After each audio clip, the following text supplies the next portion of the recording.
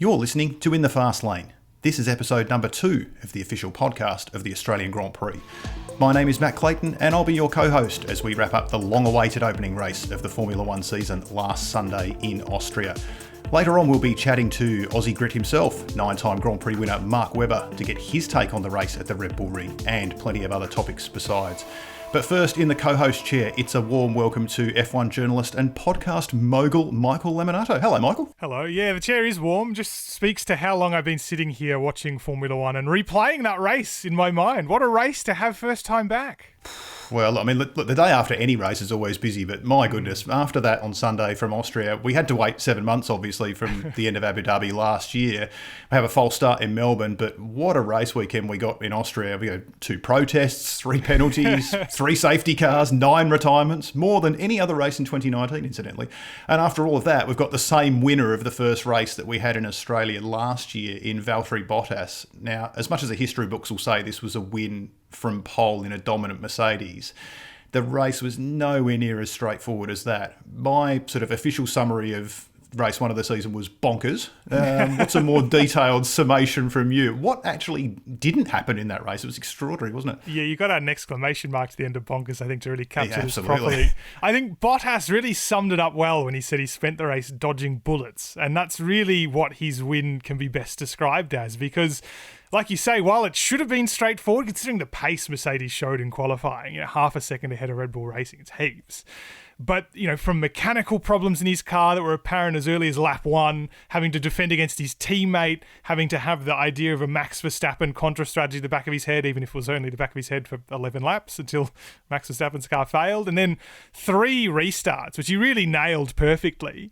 To get that car to the end was more than just him sort of cruising in the way we've kind of come used to with Mercedes wins. It was him really showing that he's got a good level of confidence in that car, which is really important considering we might not have much of a long season, and that can really carry him through the next couple of races. Yeah, look, absolutely. Going with the stats, obviously the 8th F1 win for Valtteri Bottas. Joins Max Verstappen on that number and jumps 1 ahead of Daniel Ricciardo. We'll talk about both of those guys later on. Joining him on the podium, and I'm doing air quotes around the podium because there actually wasn't one, was Ferrari's Charles Leclerc and McLaren's Lando Norris for his first F1 podium. Now, Michael, if you had that as your trifecta before the race, then I think the socially distant drinks are very much on you. Yes, I've bought 3 houses since I bet on that result, so you're welcome later in the year when everything's settled out a little bit. And that's just today. Yeah, a really great result. I mean, I think one of the things Formula 1 always needs is new, if not winners, podium getters. We'll settle for podium getters, given Mercedes still has quite a big advantage. But it really spoke to, I know, of course, it's easy to say it spoke to what a crazy race it was, but I think it spoke to almost the frame of mind going into this race that we get an interesting result like Lando Norris getting a podium and even Charles Leclerc getting a podium. It sounds silly to say it's unexpected for Ferrari to be on the podium, but it certainly was.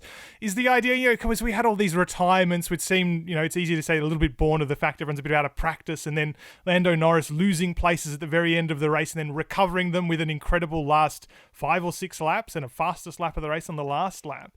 It sort of had all of the aspects we wanted out of a first race back from this shutdown in that level of craziness. And we got something that hopefully might even continue into the next couple of rounds if that level of sort of uncertainty and uncomfort sort of continues. Definitely, and I think the real start of what became a fairly crazy Sunday in Austria was just before the race when Lewis Hamilton was demoted on the grid for the yellow flag infringement in qualifying. It brought Max Verstappen up onto the front row, and I think we were so keen to see what that contra strategy starting on the mediums would do. Unfortunately, 11 laps in, he grinds to a halt with an electrical problem, so we never got to see that story play out. But get to lap 26, we've got the first of 3 safety cars when Kevin Magnussen's Haas runs out of brakes, and then it just got crazier and crazier, and then Mercedes careering away up the front, but not really being allowed to race as they would have liked. You could sense that Lewis Hamilton was unhappy being essentially on a leash at that point because he was challenging, it was sort of between laps 30 to 45 more or less. He was sort of in that 1 second window, and we kept getting these messages over team radio, and it's serious when James Vowles is talking. He sounds like a serious man. man, and he's always got a serious message. And then eventually they had to cool off, and he dropped back, and you're always wondering if that was going to kick on. And then, of course, we learned after the race that they thought that was a terminal problem. Imagine if we'd known that in the race, it would have made the tension only more extreme. In fact, they described it, how did they describe it? As an instant kill scenario, which is quite aggressive words for Mercedes. It sounds a little extreme, doesn't it? It does sound a little extreme, but that's the way it worked out, I guess, in that situation. And so there was all this. I mean, tense is really almost the best way to describe Bottas's win, isn't it? Because there wasn't a moment in time that wasn't sort of under pressure. It sounds silly to reflect upon another Mercedes win like that, but it really was. Well, you think, pole to the win and led every single lap, but you look at the amount of times he had to reset himself. Lap 51, George Russell retires the Williams, which brings out a safety car. As soon as we get back racing again, Kimi Raikkonen's right front wheel comes off at the last corner, so there's another safety car. And then you have the incident with Lewis Hamilton spinning Alexander Albon's Red Bull with 10 laps to go, which effectively takes Hamilton out of contention for the win with that 5-second penalty. Opens the door up for Lando Norris on that final lap. And you mentioned new faces being on the podium. For Norris to set the fastest lap of the race to jump Hamilton by less than 0.2 of a second to get his maiden Formula One podium, just the full stop on an utterly crazy afternoon. And it'll be one of those moments, I think, in the career of Lando Norris where we'll say this guy was given an opportunity and didn't fumble, having to do what he did in that last lap. It was incredibly impressive, that last lap that he did. Yeah, can highly recommend going to find the last lap on board for Lando Norris, if not just to hear his own commentary after realising that he's got a podium, probably. Language warning on that one, I suppose. And yeah, I think it's absolutely right to talk about that last lap being quite incredible for him, to set the fastest lap of the race at that point. Very impressive. But I think doubly so given, and he kind of touched on this after the race, that he sort of had a messy, let's say, third quarter, if you like, of this race where he lost a couple of positions, falling behind Perez, challenged by his teammate. Then Leclerc came barging through, of course, to take what ultimately became second place. And it seemed like, and he kind of said that he was worried that this was sort of going to be the undoing of this strong performance up until that point. But then to realise that, put your head back down and end the race in the way he did and get the reward for it. I think you're absolutely right. This was sort of I think we'll come to reflect upon a bit of a milestone race for his career. Yeah, completely agree. I think doing a little housekeeping elsewhere, you mentioned Charles Leclerc, second in a Ferrari, which certainly no one would have expected. The way that car looked in practice and qualifying really came alive in the final stages. Fairly miserable race for Sebastian Vettel, finishing 10th. Strangely, first time in his entire career that he's finished 10th for the statistically minded in 244 races. So you can thank Virtual Statman for that one. Two McLarens in the top 5 with Carlos Sainz finishing 5th.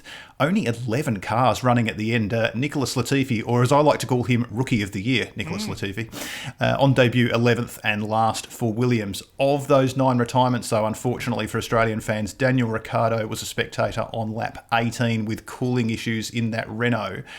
That said, Michael, his weekend actually was pretty strong on a personal level, seeing as though I think that car might actually be about the 6th fastest car on raw pace in the field. Managed to make Q3 and certainly had the pace over his new teammate Esteban Ocon. Yeah, and I think a sort of inconclusive weekend in some regards to that midfield fight, which looks very close. And I think particularly for Renault, because Ricciardo was obviously the standout driver for that team and obviously had a foreshortened race. Esteban Ocon a little bit mired in the lower reaches of the midfield. I guess should be expected given he's coming back from a little bit of time out of Formula One. But I mean, if you want to talk about Renault kind of wanting to emphasize the idea that maybe Ricciardo has made the wrong choice by going to McLaren, giving him essentially an engine failure on the first race of the season is not really the way to do it. So I think there's a lot of it's going to be a lot of disappointment in the Renault camp obviously this week. They've got another chance fortunately to make it up at exactly the same racetrack. The car looked okay there, at least in Ricciardo's hands. So it will be very interesting to see how they rally from that and try to strike back this weekend. You mentioned McLaren there. To my mind, they are one of the big winners out of this weekend. They're second in the Constructors' Championship. It's been a while since we said that. But to your mind, who were the other big winners out of this first weekend of the season? Well, I don't want to sound too cheesy when I say this, because I feel like we've touched on Bottas. We've touched on Leclerc I know he's driving a bit of a dodgy car at the moment, but he had a great result that really only emphasised that he's the new leader in that team. And of course, Lando Norris. But if we can, I don't want to sound too cheesy and say I think Formula One was a pretty big winner this weekend. Not just because the race was very good, it's an easy answer as well, isn't it? I don't want to sound too soft. I know it's an official Grand Prix podcast, but it's just because, the effort involved to put on a Formula One race ordinarily is massive. It's enormous. It's a cross-continental sport. But in the current climate with this virus, I certainly, when the calendar was first announced a couple of months ago, when certainly things were a little bit less in control in Europe, I think it's fair to say I was skeptical that this was going to go ahead in the way they'd planned it to, which is essentially a regular race weekend. For it to have come together in the way that it did, they had the results of the first set of coronavirus tests. They all came back negative, 4,000 of them, and they continue to test ahead of this weekend's race. For everything to go as smoothly as it did, and to get, of course, on top of that, a terrific race, and for everyone to kind of be happy with the way it worked is such a massive achievement. I know there are other sports that will be striking similar achievements, a MotoGP in the next couple of weeks, for example, but I think that's just a massive win for Formula One, and it should be proud of that result. It feels weird to talk about a sport like that rather than a person, but it's true. For a first race, unbelievable number of talking points. Obviously, Austria race 2, that's for the longer term, but coming up next on In the Fast Lane, we're going to be joined by this week's special guest, Mark Webber.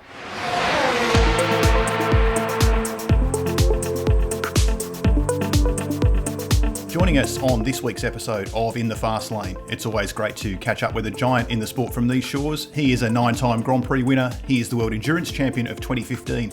He's also the owner of the second most ferocious handshake in the history of Formula One. Mark Webber, welcome to the podcast.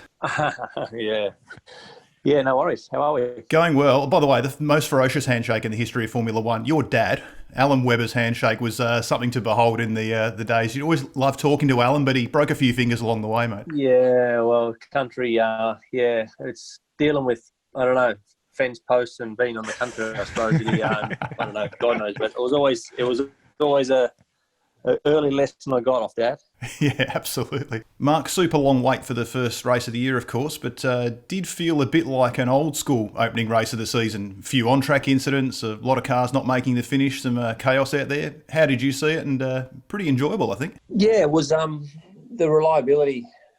That track is very tough on cars. I think the way the curbs are designed on the outside of the circuit there, the guys like to go out there for lap time. Obviously, it helps the radius of the corners, but I think it's very, very hard on the material. So that's became evident with quite a few technical issues for some of the cars. And then on top of that, a few safety cars at the end always spices things up. I think it was going to be a regulation 1-2 for Mercedes until the safety cars come out and spice things up, and everyone had that extra pit stop to consider. So yeah, it was a good little finish.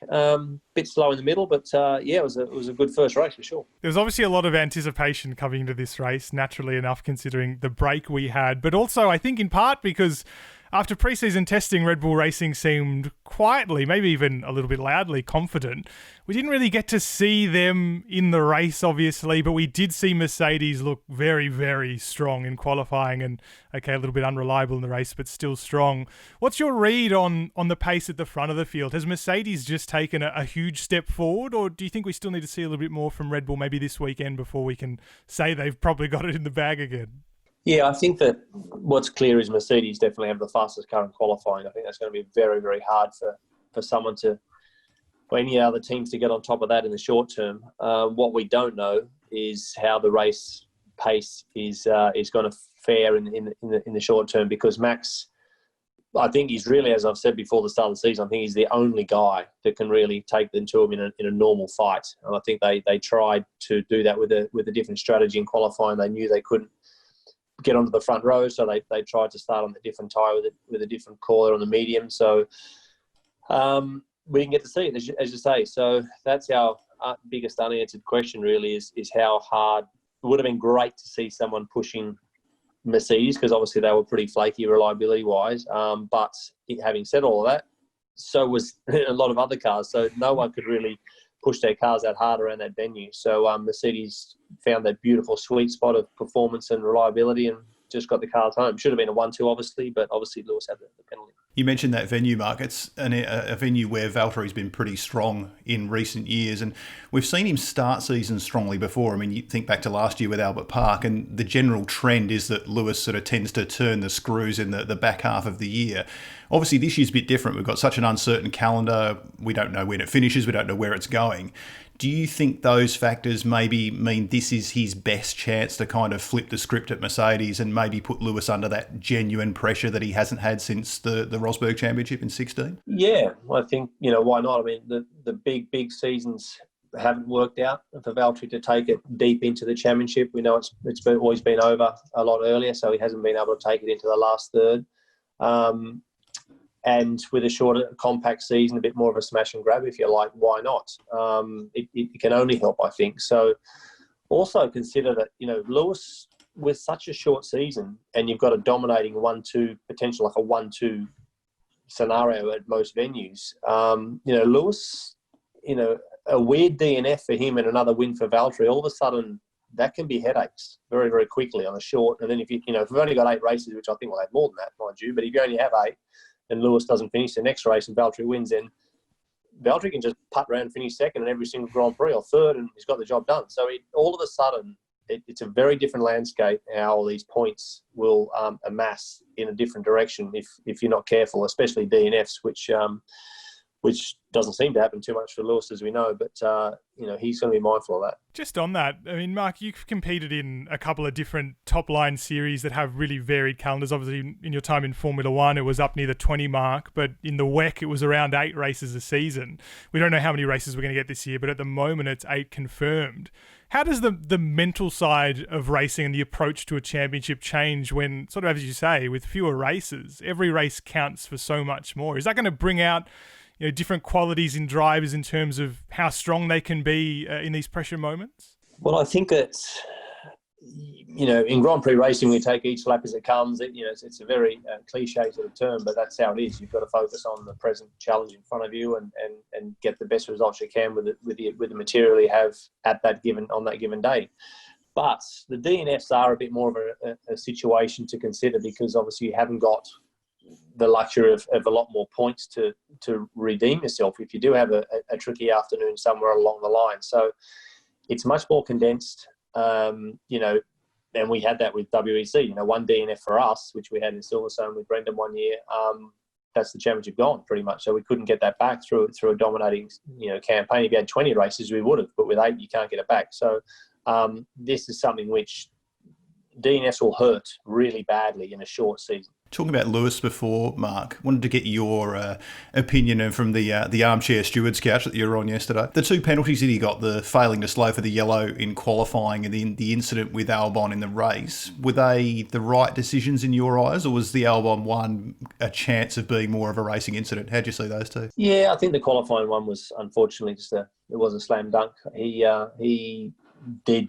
it was safe what he did, but the rule is the stewards just go down, look at that clause and say, bish, bosh, bash, you didn't close it, didn't lift the throttle where there was a yellow flag. So that was a fair penalty. Well, it's what they give for those scenarios. And I thought, the Albon one it was tricky. It's very non-Lewis. It's just incredible that the 2 contacts he's had in the last God knows how long, because he just does not touch or have really any indiscretions with fellow competitors at the front of the field. Rarely ever, but the last 2 have been with Albon in the last 2 of the last 3 races. So Albon, he didn't have track position going into the corner. He certainly had track position coming out of the corner with a superior grip advantage on the new tyres. Lewis was, he made contact with the right rear.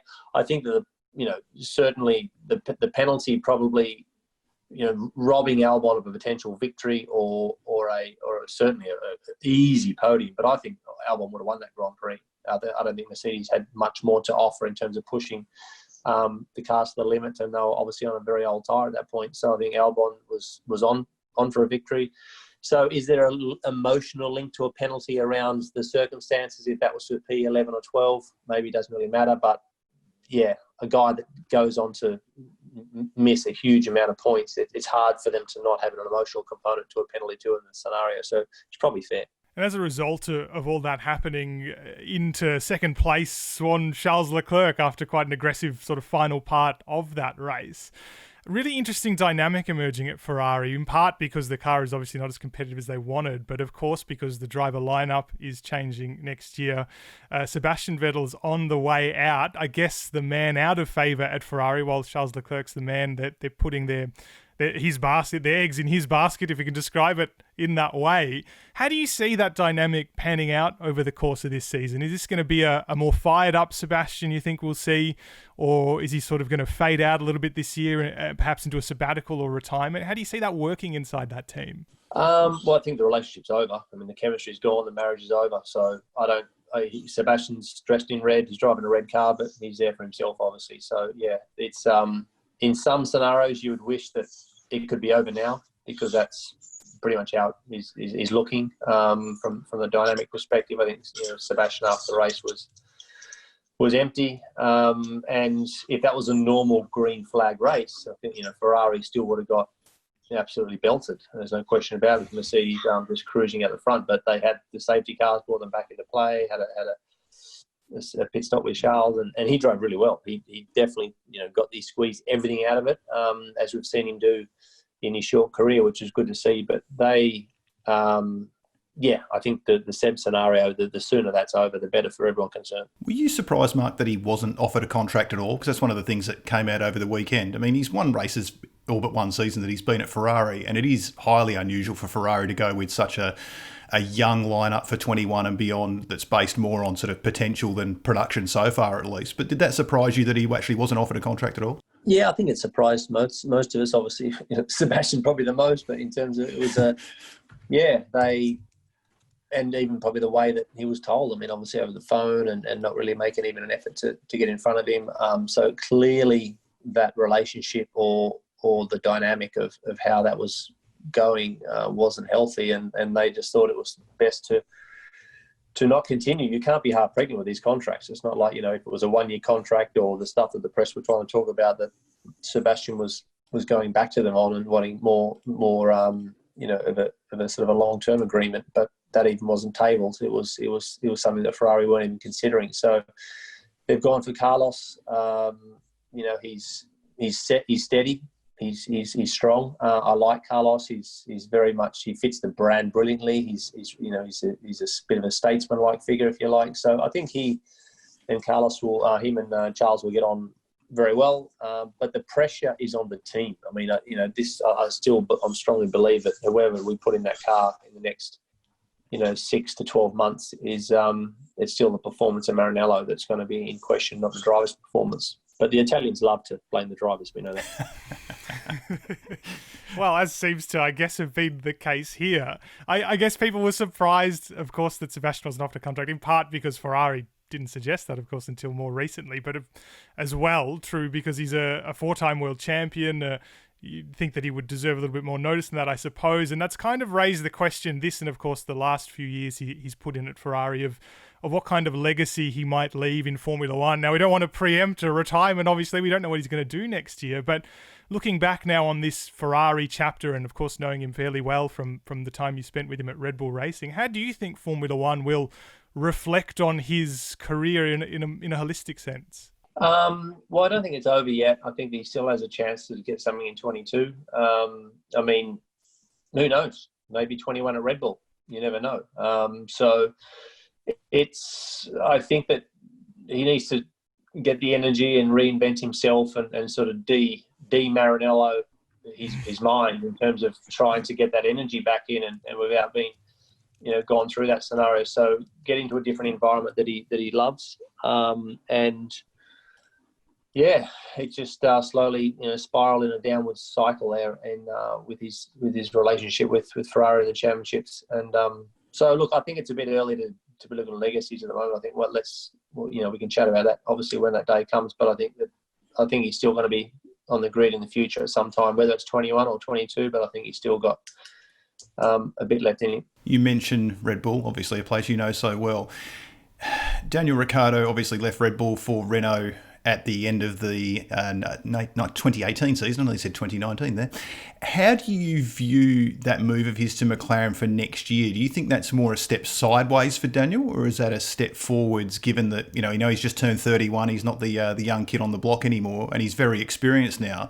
Where do you see that move for him? Is it a necessary move if his career is going to get that sort of second wind? Yeah, I think it's a good step. I think that, only Daniel knows all the technical reasons around and environment of why that's going to be a better move for him from Renault. I think that the Mercedes engine is something that's attractive to him, going to McLaren, and Andreas Seidl, who I know well, the new team principal there too from Porsche. So he's a very, very organised man, and he's putting the team in a very, very good position now. So I think that Daniel will be happy looking at McLaren's performance right now. That's something he'll seek a bit of comfort from, which is great to see.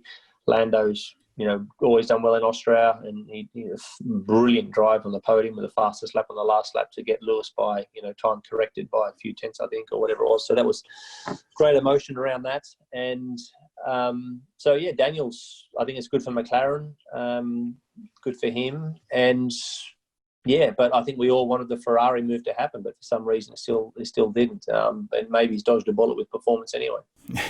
Look, short term it may have worked out, certainly based on what we've seen. But you mentioned Andreas Seidl before. I did want to ask you a little about him, because I know he was a big factor in getting Daniel to commit there. And obviously, Daniel's pretty close with Brendan Hartley. Obviously, you spent a lot of time with Brendan and Andreas there. Tell us about what he's like as a team principal and as a man manager, because whether it's coincidental or not, that team seems to be on a bit of an uptick since he's been there. Give us a bit of an insight as to what he's like to work with and what Daniel can expect. Well, he's very, very big work ethic, a lot of tremendous amount of transparency around operationally how the team will be ran, from the mechanics through to middle management, through to press, marketing, through to the drivers. Like he's in charge, and he is the guy that is. He takes big responsibilities of how you go about your car racing operationally. He's very good with the stuff we did at Le Mans.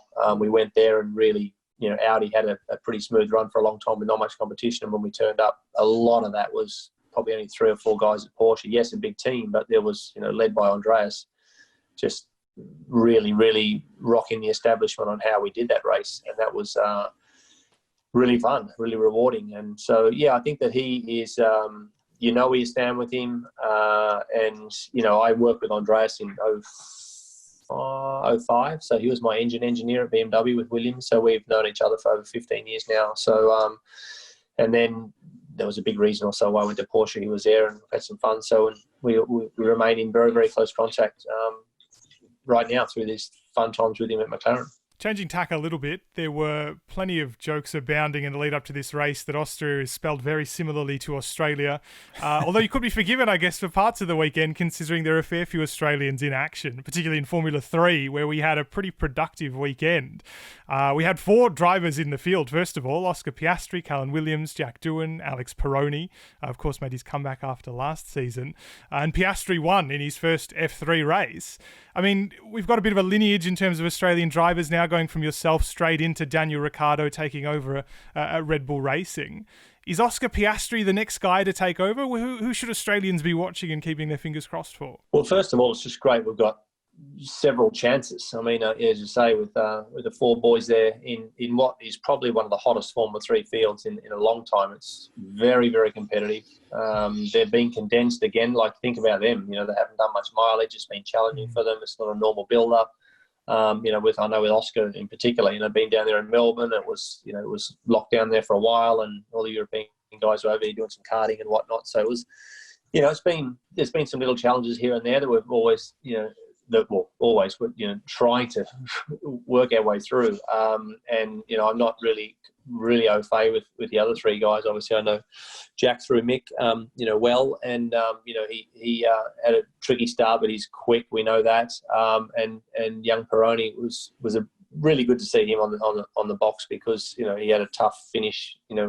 Previous phase with that big shiny Monza. So that's what it's about, the tenacity and young Carl as well. So I think that when you have this.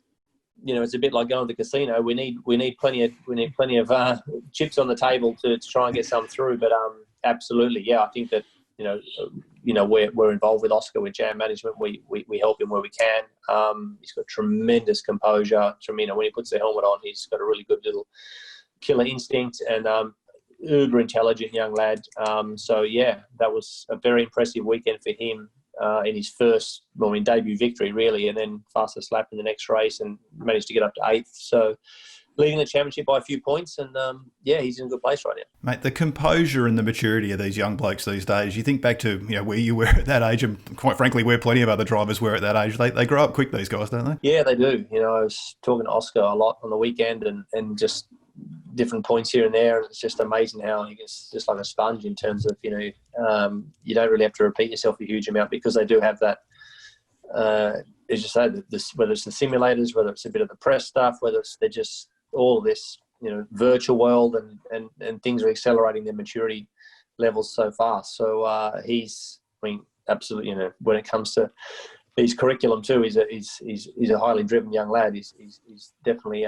focused on that, which at that age I certainly wasn't. So that's another string in his bow, which he has over me. But it's good to see that they are maturing, and the whole waterline just goes up. That's just what happens. It's a different benchmark these days to when I come through, or just changes every 10 years, the sort of professionalism of the sport. Some of us are still trying to take focus on what we do for a living, Mark. But mate, before we let you go, it would be very remiss of me not to ask you a MotoGP question, because we know you're as up for it as we are.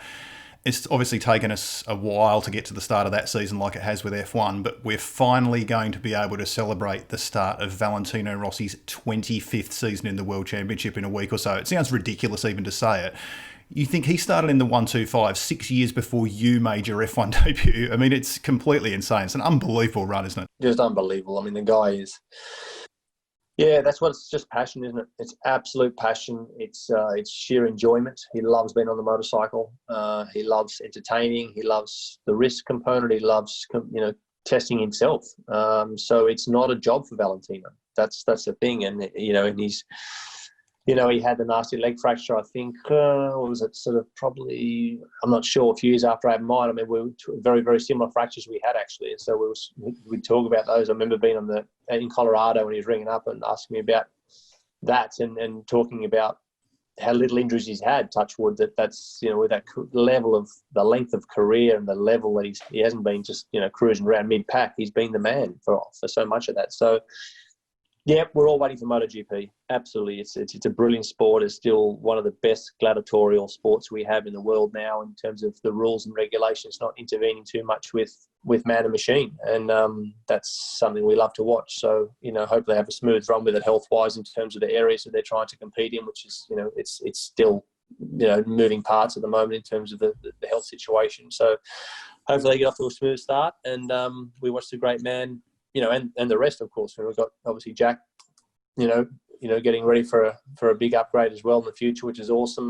Marquez is always phenomenal to watch. So yeah, I'm just a big two-wheel fan in general. As are we, and a lot to look forward to on that front as well as the four-wheel front as well. But Mark, as always, thanks so much for your time. Really great to catch up with you, and enjoy the coming weekends of racing, because it's been a very barren run. It's nice to have it back. Yeah, it is good. Yeah, no, thanks guys. Stay in touch.